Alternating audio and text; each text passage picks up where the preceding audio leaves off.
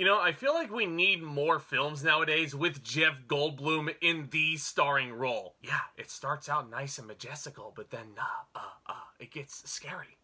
And, running is involved. Life, finds a way.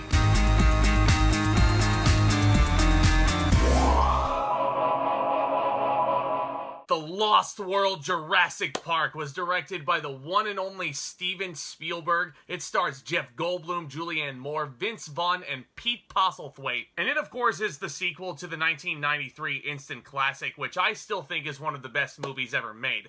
And those of you who are brand new to my channel, those of you who are not fully aware, I am en route to reviewing every single Jurassic Park movie in the build-up to Jurassic World Dominion, which releases on June 10th. Go ahead and smash that subscribe button as well as that notification bell right next to it, especially if you're new to the channel. This way you guys can always stay up to date with my future uploads, including those in the Jurassic Park playlist here. And if you enjoyed what you saw today, go ahead and smash that like button as well. Why not? But let's go ahead and talk about The Lost World, because back in 1997, this film was facing a gigantic uphill battle. Not just as a sequel to one of the greatest films ever made, so I think this is going to play into one of my key things about this video, which we'll talk about. But also just in terms of story. How in the hell after the event of the first film are you going to get all these folks back out on an island? Because I sure as hell would not want to go back. I would be absolutely traumatized. But I think this movie gives you very, very clever reasoning to go back to Jurassic Park, or The Lost World, if you will. And Ian Malcolm, played once again by Jeff Goldblum, is summoned by John Hammond to his home with some startling information. While nearly everything at Isla Nublar had been destroyed,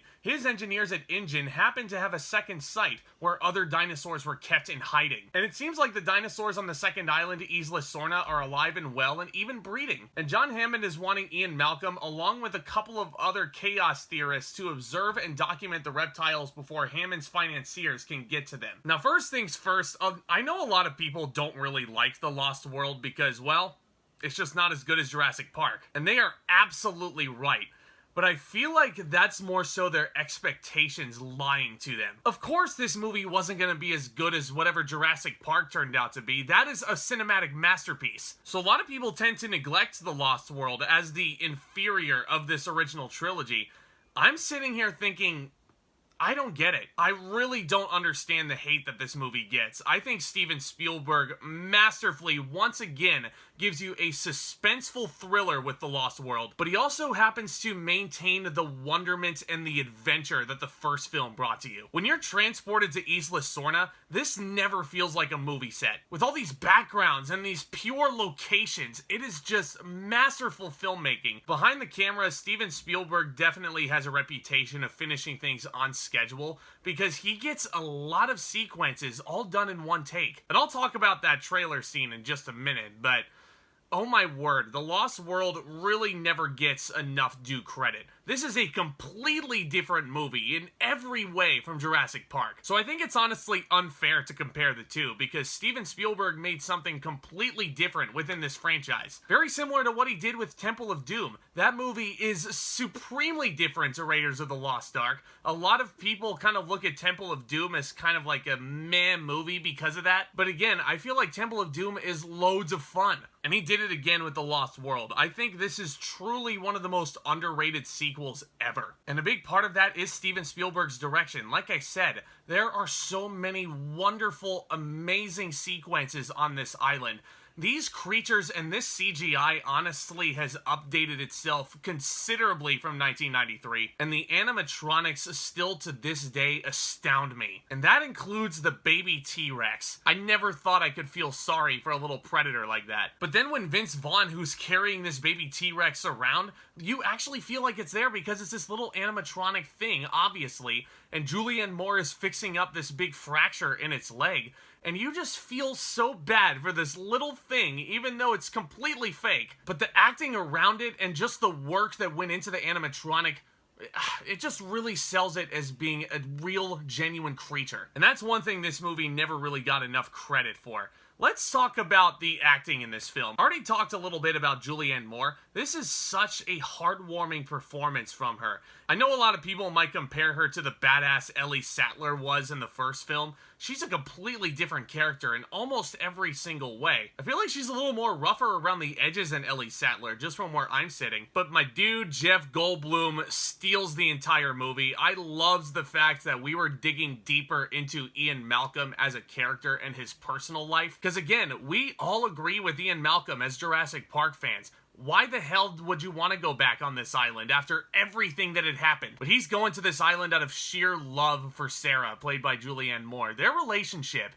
is so sweet. Their chemistry together on screen, their one-liner zingers that they throw at one another, it feels like a genuine married couple. And it's a fantastic performance on both ends from both of those actors. Vince Vaughn is also another person who tends to have a bit of a mixed bag of an arsenal. I love him in comedic movies like Dodgeball. Psycho, on the other hand, we're not going to talk about that. The late Pete Postlethwaite as well doesn't really get enough credit where it's due. He was a brilliant character actor. In the 90s especially, with projects like The Usual Suspects, Amistad. When I was growing up, I remember Pete Postlethwaite as the creepy dude from James and the Giant Peach. And similar to Wayne Knight in the first film, taking someone who was like a childhood icon for me and sticking him in a Jurassic Park movie as a villain, I was sitting there like, oh my god, that's the creepy guy from James and the Giant Peach. And he blew me away with his performance. He was really, really great. All these characters are extremely motivated for their reasoning on going to the island, whether they're a pawn for InGen to take financial control away from John Hammond himself, or whether it's out of sheer love like Ian Malcolm has for Sarah. He wants to protect her on this island. And it is a perfectly solid script here. David Koepp basically has solo writing credits here,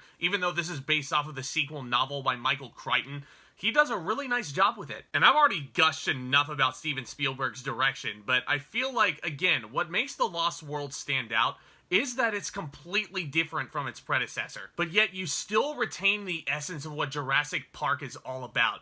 Pure cinema escapism. You have the sheer spectacle of just seeing these dinosaurs on the big screen for the first time. I will never forget that Stegosaurus migration sequence, if you will, on the river. That was such a euphoric experience for me as a kid. And then you get to the whole trailer sequence. I already alluded to it a little bit, but Vince Vaughn is carrying this baby T-Rex into this trailer, and the parent T-Rexes are looking for him. And this trailer sequence is perfect suspense filmmaking. I'll never forget when Julianne Moore's character let go of the rope and she started falling down the face of the cliff and she lands on almost broken glass. It is just inches away from pure death. And you're just like, oh, don't move, please. It's intensity personified, man. And again, dinosaurs come around and they start eating people. It's absolutely brutal. I really dig The Lost World, my friends. It's not a movie that's devoid of issues, of course. The first Jurassic Park movie I consider a cinematic masterpiece. There are no problems with it.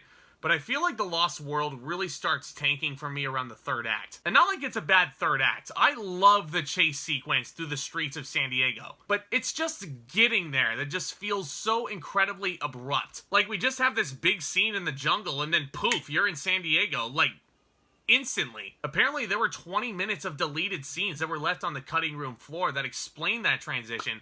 But I can't really judge the movie based off that because it's deleted. It's not there. And yeah, that final fight scene in San Diego does have some dumb moments, like the gymnastics sequence.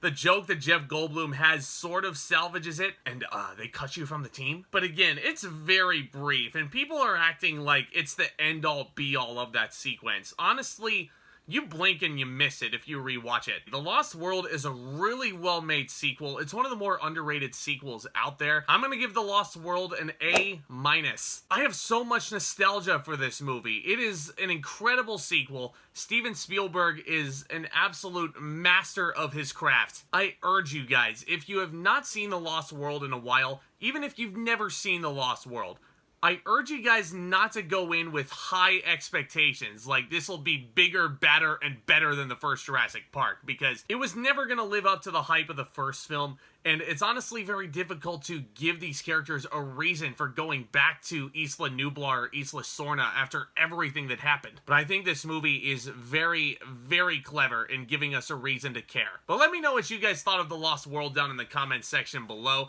Do you guys think that this is the most underrated sequel of all time? Do you think something else is? And I'm definitely excited to continue my foray into the previous Jurassic Park films and the build-up to Dominion, which I'm hoping is good. Please let it be good. Because Jurassic Park 3 sure ain't. Stay tuned for next week. But guys, one last reminder, smash that subscribe button and that notification bell, along with the like button on your way out if you enjoyed what you saw today. Loads of exciting movies coming out into the blockbuster season. I'm very, very, very excited to check out Top Gun Maverick at the end of the month. And I urge you guys, if you haven't seen Doctor Strange in the Multiverse of Madness yet, I've already posted a spoiler-free review for it. And I've got a big Spoiler City stream. Literally, the multiverse is getting opened here on YouTube. There is a gigantic panel that I have planned for the next live stream, and I can't wait to bring that to you guys and so much more. Y'all are the best. And with all that being said, back talk commence!